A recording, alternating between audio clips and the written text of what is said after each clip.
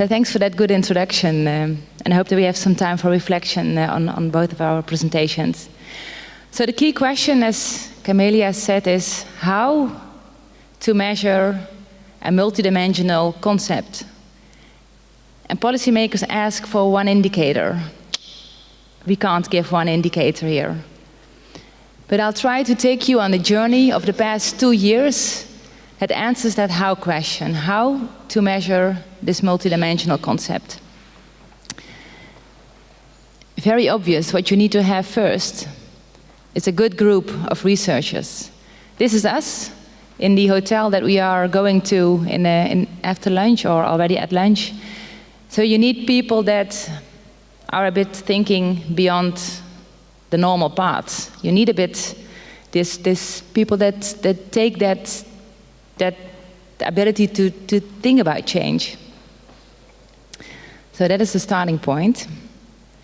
But you also need, although it's about change, I think you need a structured approach to at least stay on the same train, at least not have too many different things going on. So we were looking for a structured approach and managed to find that. And we summarized this in 5 key steps.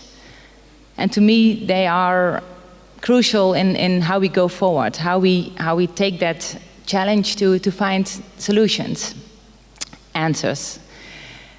Which is that we need to think about the resilience of what? What are we looking for? And I know that we shouldn't put too many boundaries, as you just said, but at least we need to say, are we talking about the farm or the wider area around the farm, or the country, or the European Union, or what are we talking about? Well, we talk about the farming system, which is the farm and also other actors closely involved. You also need to know resilience to what? It can be looking to that, or remembering the matrix that you just showed, Ika. You had the known and the unknown and the uncertainties. Yeah, resilience is about all of that. Sometimes known challenges, and sometimes the unknown challenges. You also need to think, step 3, what is this function of the farming system? Is it producing the food? Is it producing maybe biodiversity?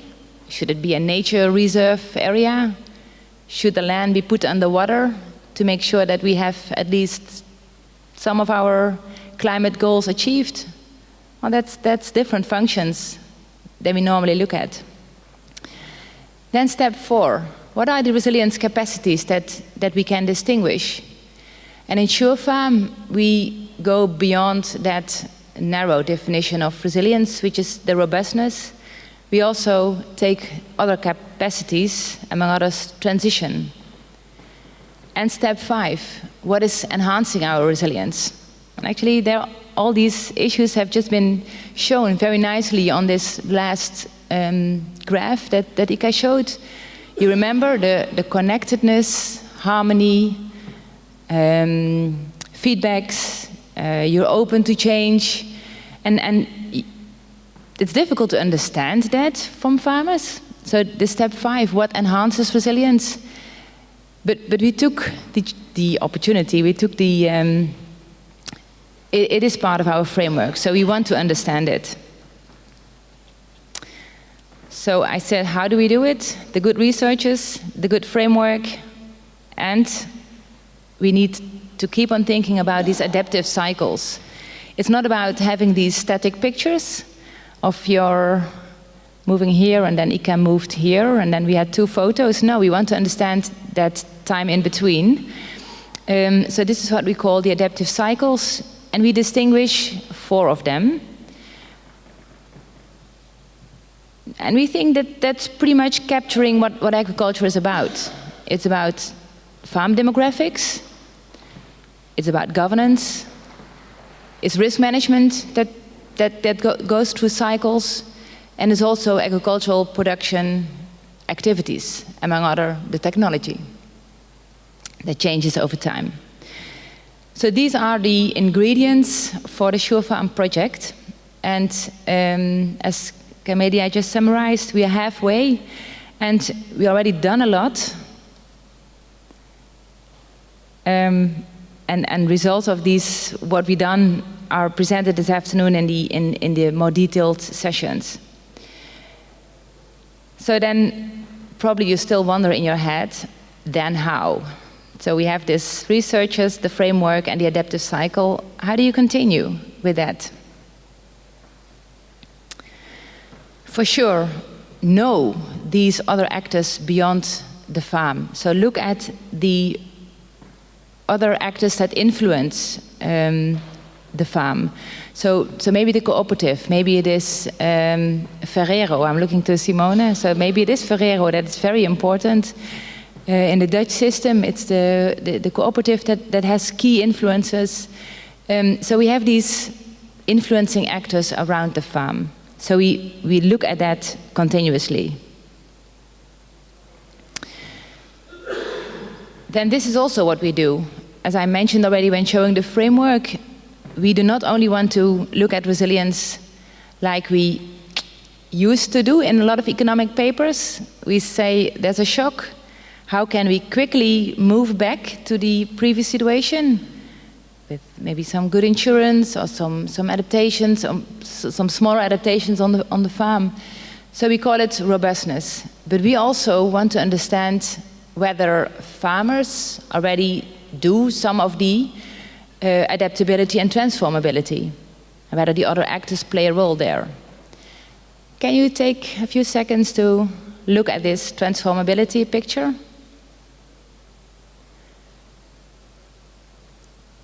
It tells a story, and it has two elements. It tells that transformation, transition, can occur after a big shock, as Ika showed in the graph. But it also shows that transformation can come after small changes, incremental change, small wins. So just small changes. It doesn't need to be necessarily huge changes that happen. Small steps are good enough as well. And we use different approaches. So we are a large group of researchers. Some of us are more qualitative interested, some of us are more quantitatively interested. And that is also what we need. We need in order to understand these cycles, we need to understand these mixed methods.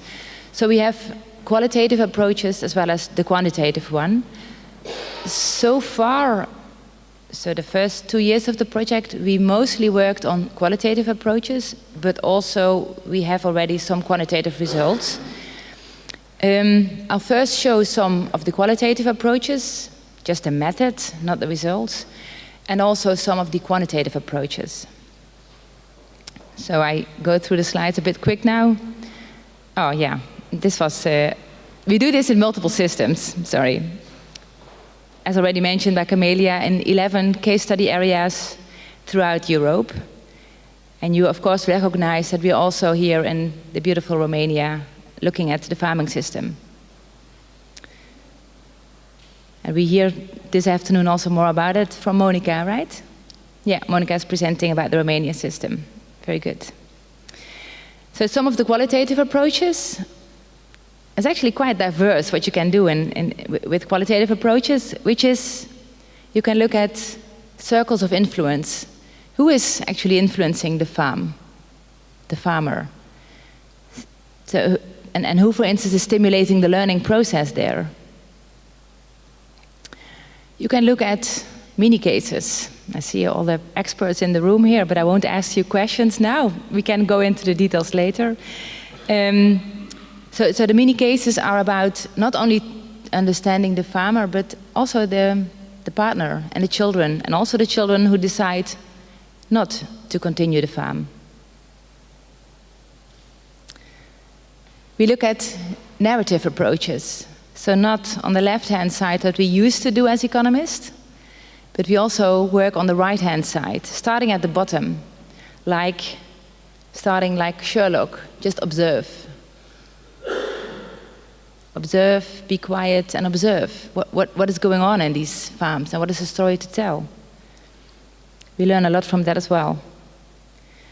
We have a structured review of policy goals and instruments. Top-down, bottom-up consideration of what the goals are, pretty green, and often the instruments are not so well in line with what the goals are. So that is also what we do in many of these areas that we have. We talk. Of course we talk. We have to talk, because otherwise we only have data and statistics. That's not telling the whole story. So we talk, in this case, in Italy.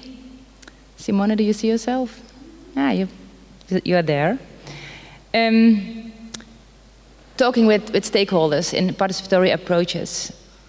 It's not so easy to do, and it's not so straightforward, but we want to do it because we want to understand all these changes that Ika was talking about. Then there's also quantitative approaches that we apply, because Ika asked me before the presentation, she asked me, why do you do actually these quantitative approaches? This is about statistics and data. Why do you do them? And my answer was,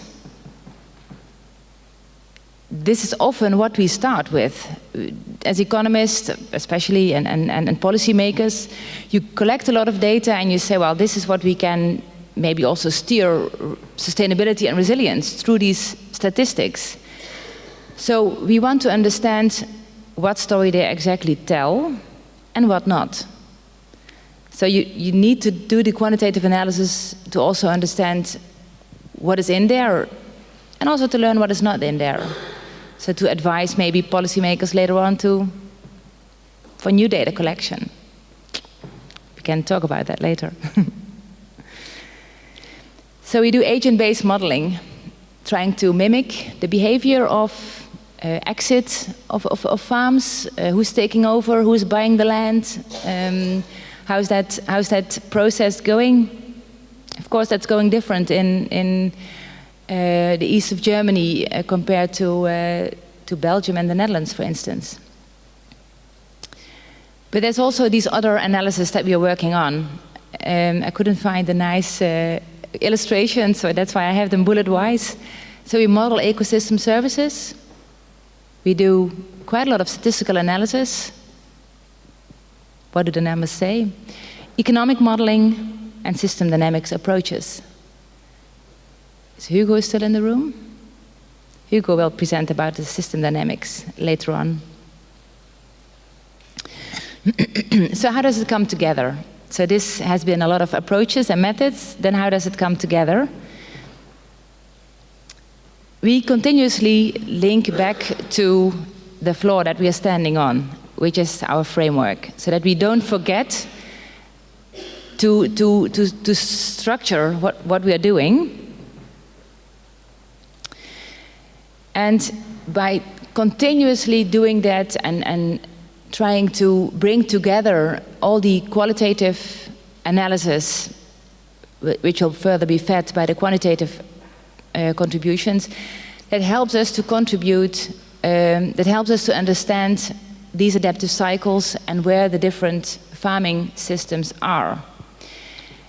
We have, of course, 11 case study areas, so we have 11 of these adaptive cycles. I just chose one because they pretty much look the same. A lot of them have this. If you look at this situation that the farming system is at, many of them are on the right-hand top side, which was that situation which we call almost collapse. You called it release. What does it mean? It means that I think agriculture is not collapsing. That's not what it means. It means this, that the way we grow so far, so that is, so all the growth that has been taken place, it was growth. It was the way we looked at agriculture. But they're all at that situation that there's need need for change. And of course there's details, whether the farm demographics, or whether it's risk management, or whether it's agricultural production. But so far we see most of the systems being on that stage, close to release, collapse, need for change. But we are not there yet, and Luchan, when you opened the presentation, this is what you showed, so you all knowing that I was going to present this. We are not there yet. That's good, because we are only halfway, so we have still some time to understand more of our analysis, more of our data. Nevertheless, there's already things emerging from our 11 case study findings so far, that there is this need for change that is emerging throughout the different case studies. So the question is not how to keep what we have. It's actually always what we did. So that is, we had a shock, and then how can we keep what we have, and come back to that. But that's not the question, apparently, if you look to where the farming systems are. That's not the question. But the question is how to enable this change. Who are these change makers? And we see that we can really have a contribution there, because we understand these actors that can make change. We start at understanding these functions of the different farming systems, and we look at these other capacities beyond robustness. And my conclusion then is very much in line with what Ika concluded with. It's at the top of this slide. This is a fundamentally different way of looking at agriculture. So we are looking really in a different way to compare to what we previously did. And that's good that we do that, I think. And if we consider the situation of many of the farming systems, this is exactly the right time to ask these questions. Well, just to make sure that you know who we are, who are the institutes involved, so you can see them on this map. Thanks a lot, and I hope to continue all the discussions also this afternoon in the more focused presentations. Thanks very much.